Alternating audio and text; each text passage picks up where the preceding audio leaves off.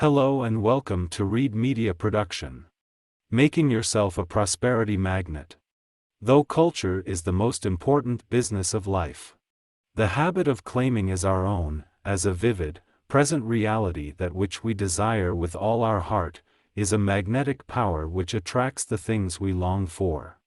The more persistently we hold the prosperity thought, the more we strengthen and intensify it, the more we increase its power to attract prosperity. Thinking abundance, visualizing prosperity, will open up the mind, and set the thought currents toward increased supply. We are so made that about all we get in life is the reflex of what first flows out from us. Whatever thought you send out will draw to you in the material world a corresponding reality. Every human being is a magnet, the attractive power of which may be developed in any desired direction. Each one can so direct this power that he can draw to himself whatever he wills. Before your life can be really effective, you must make yourself a magnet for the things that will make it so. You must learn how to attract, how to draw to yourself all that will help you to succeed in your work, that will enable you to attain your ambitions. If poverty is holding you down, you can conquer it by making yourself a prosperity magnet. We are living in the midst of a stream of inexhaustible supply. It is one's own fault if he does not take from this stream whatever he needs. What we get in life we get by the law of attraction. Like attracts like. Whatever you may have managed to get together in this world you have attracted by your mentality. You may say that you have earned these things, that you have bought them with your salary, the fruit of your endeavor. True, but your thought preceded your endeavor. Your mental plan went before your achievement. The mere changing of your mental attitude will very soon begin to change conditions. Your decision to face toward prosperity hereafter, to cultivate it, to make yourself a prosperity magnet will tend to draw to you the things that will satisfy your ambition. The text, "He that hath a bountiful eye shall be blessed," is the expression of a fundamental truth. The pictures you make in your mind's eye, the thoughts you harbor are day by day building your outward conditions. They are real forces working ceaselessly in the unseen, and the more you think and visualize favorable conditions, the more you increase your power to realize them. You make yourself a magnet for the thing you desire. This is a psychological law.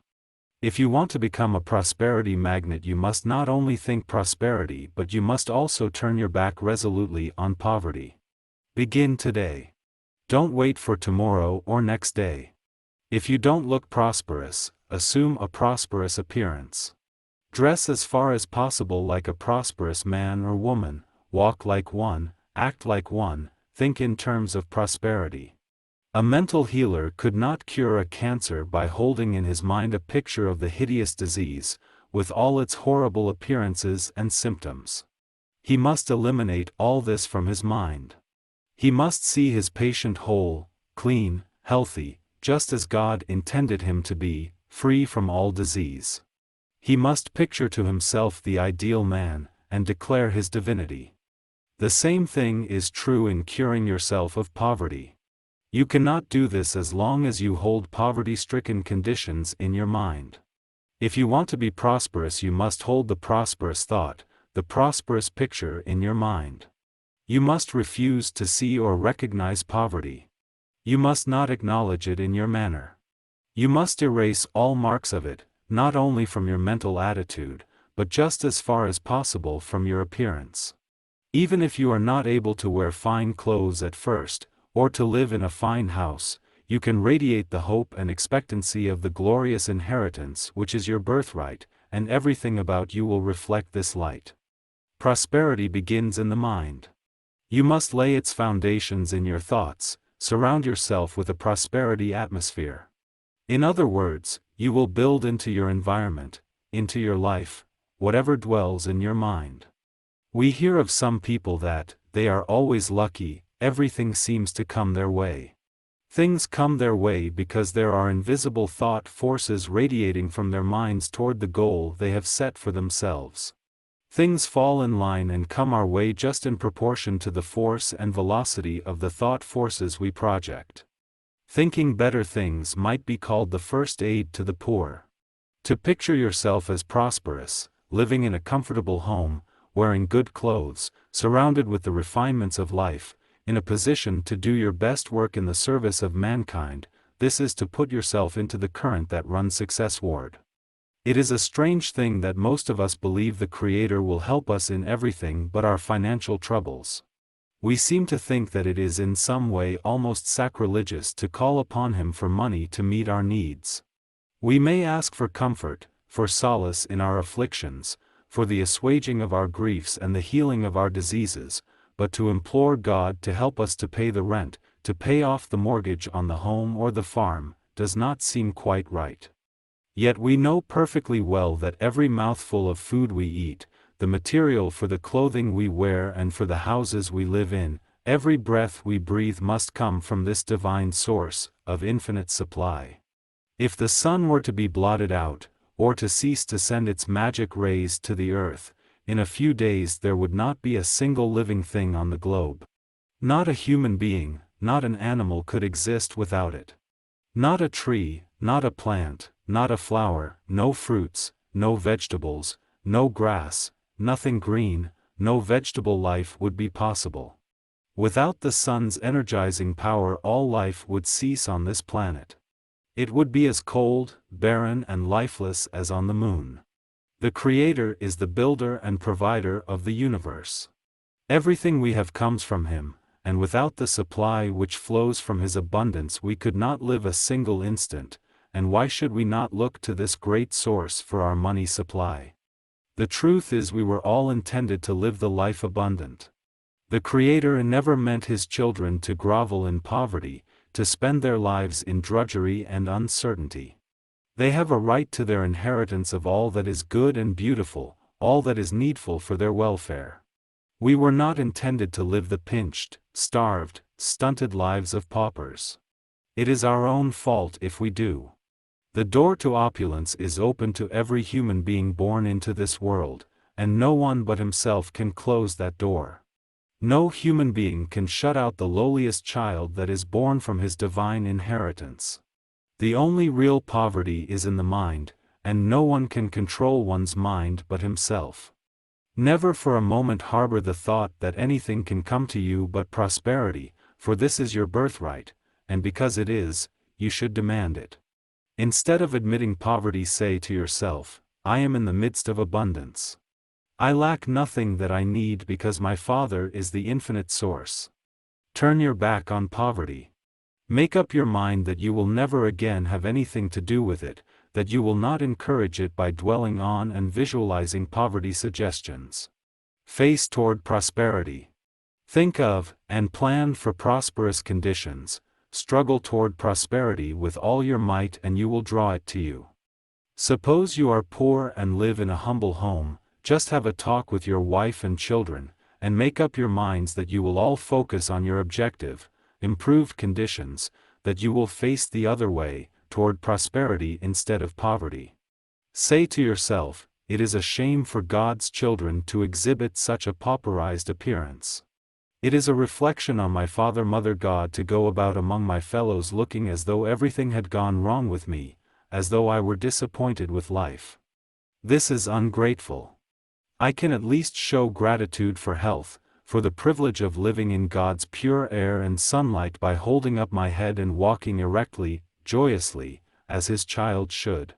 I am really insulting the Creator, to whom I pray, by reflecting such despair and degrading poverty in my mental attitude, thus erasing the divine image from my face.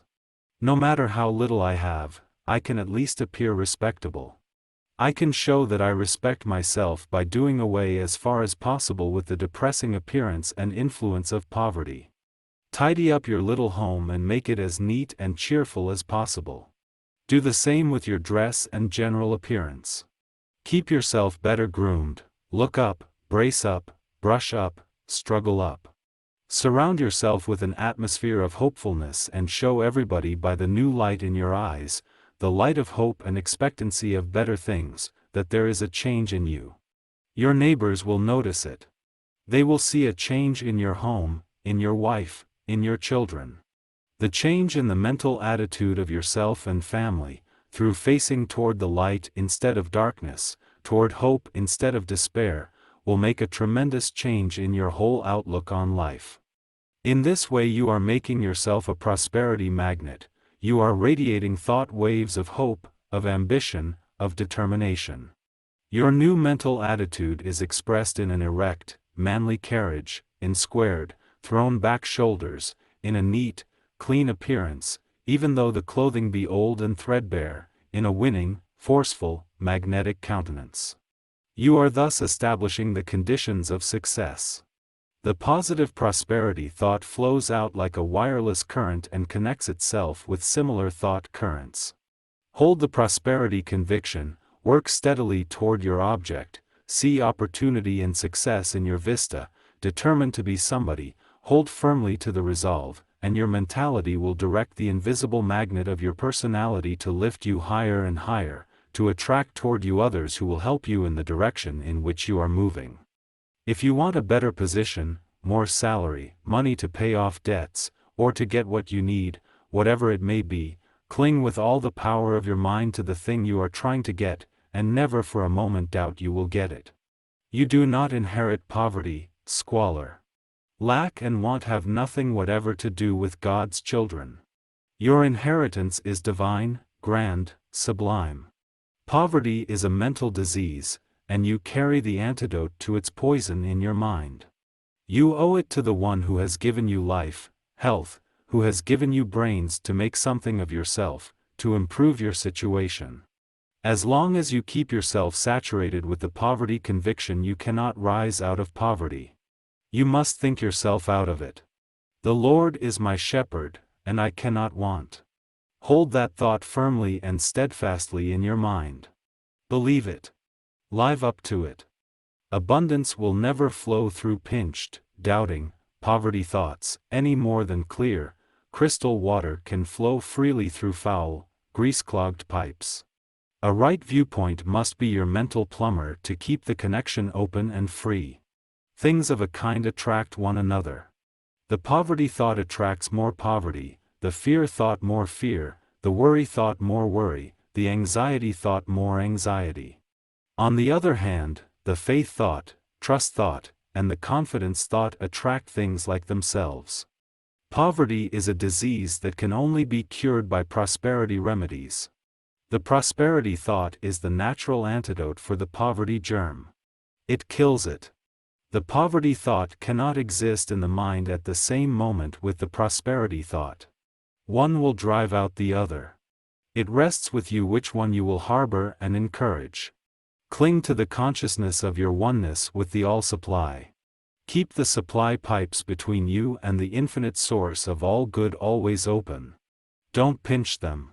Don't cut off the supply by the limiting poverty thought, the doubt thought, the fear thought, the worry thought. Keep your supply pipes open by great faith in your Father, Mother, God, who is more solicitous for your welfare than any human parent could be. Hold fast to the anchor of your union with the infinite life, keep in the current running Godward, and your life will not dry up or become barren, will not be blighted and blasted by the poverty drought. The trouble with us is that we have been in the habit of looking for a material supply when our first supply must be mental. We keep the supply avenues open or we close them with our thoughts, our convictions. We materialize poverty by our doubting thoughts, by our fears of it. We are just beginning to find that we get out of this world what we think into it and work out of it, that our thought plan precedes its material realization just as the architect's plan precedes the building. Remember that prosperity cannot flow into your life while your mind is filled with poverty thoughts and convictions. We go in the direction of our thought and our convictions. By no law can you expect to get that which you do not believe you will get. Prosperity cannot come to you if you are all the time driving it away from you by your poverty thought. You must think in a positive, determined way that you are going to succeed in whatever you desire to do or to be before you can expect success. That is the first condition by which you make yourself a magnet for the thing you are after. It doesn't matter whether it is work or money, a better position or health, or whatever else it is, your thoughts about it must be positive, clean-cut, decisive, persistent. No weak, wobbly, perhaps I may get it, or maybe it will come sometime, or I wonder if I shall get this, or if I can do that sort of thought will ever help you to get anything in this world or the next. When young John Wanamaker started with a pushcart to deliver his first sale of clothing, he turned on a positive current toward a merchant princeship. As he passed big clothing stores, he pictured himself as a great merchant, owner of a much bigger establishment than any of those he saw, and he did not neutralize or weaken this thought current by all sorts of doubts or fears as to the possibility of reaching the goal of his ambition. Most people think too much about blindly forcing themselves ahead. They do not realize that they can, by the power of thought, make themselves magnets to draw to them the things that will help them to get on.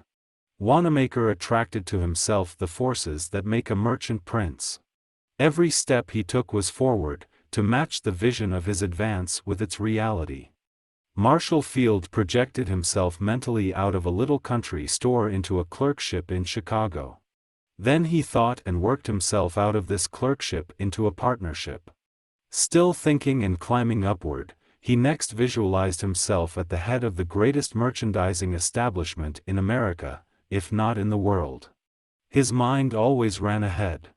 He was always picturing himself a little higher up, a little further on, always visualizing a larger business, and so making himself a magnet for the things he sought.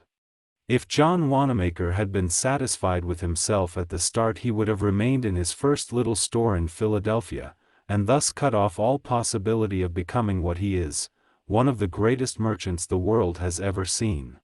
If Marshall Field had stopped thinking himself higher up when the man he worked for in the little Pittsfield store predicted that he never would succeed as a merchant, he never would have been heard from. But Deacon Davis's telling Marshall Field's father that the boy would not make a salesman in 1,000 years did not stop him thinking himself ahead. On to Chicago, the city of opportunity, he said to himself, and on and up he went until the little country merchant who predicted his failure was a Lilliputian in comparison. The story of each of these men is, so far as the success principle is concerned, the story of every man who has ever succeeded in his undertakings. They may not have been conscious of the law underlying their methods, but they worked in unison with it, and hence succeeded.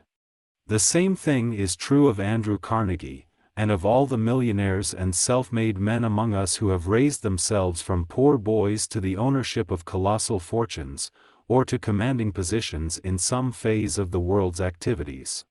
Anyone who makes the accumulation of a fortune his chief goal, and who has grit, determination, willpower and sufficient faith in himself to stick to his purpose will get there.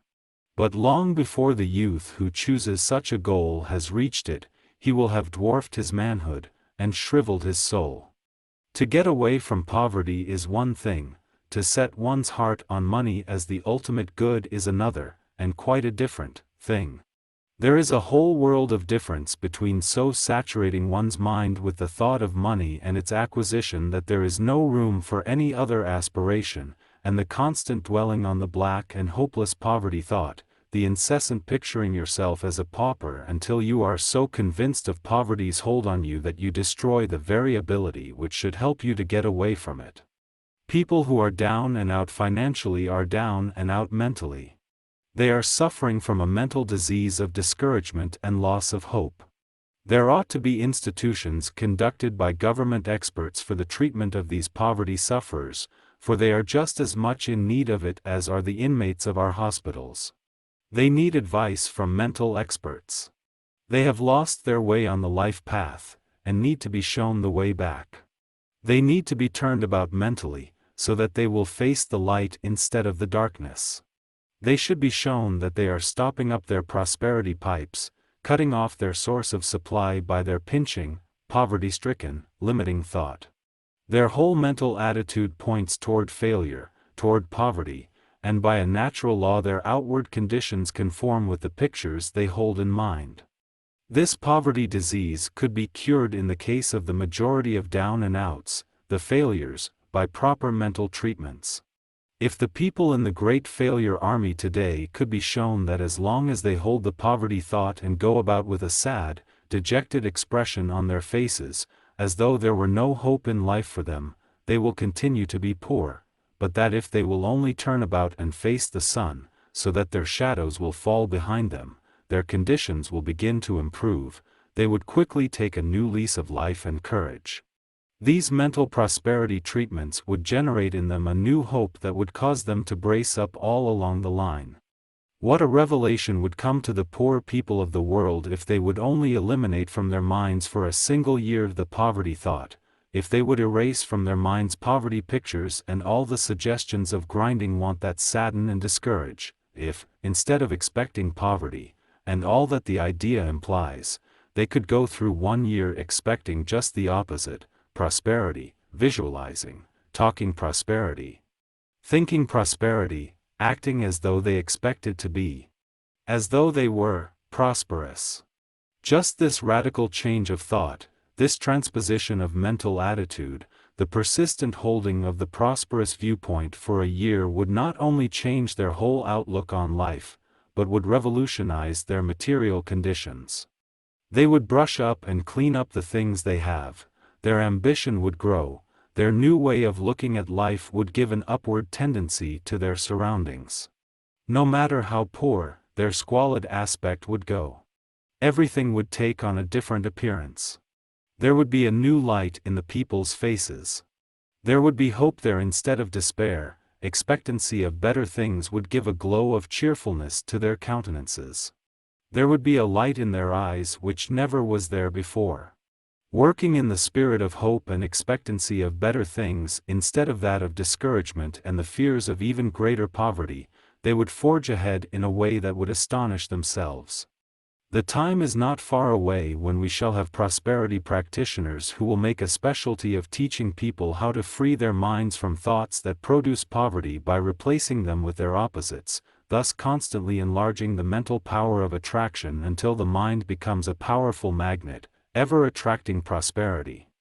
These specialists will teach people the creative power of right thinking, and will show them how to attract their desires instead of killing them, as so many do, by wrong thinking. Clergymen of the future will do much toward eliminating poverty from among their people by instructing them to turn their backs on it and to face toward prosperity. They will teach them how to draw to themselves the sunlight of prosperity.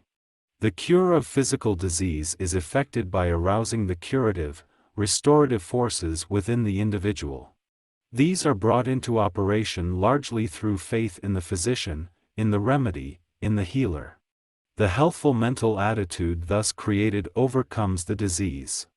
The cure of poverty, poverty is usually a mental disease, is effected in a similar way. The sufferer must first of all have faith in the great physician of the universe.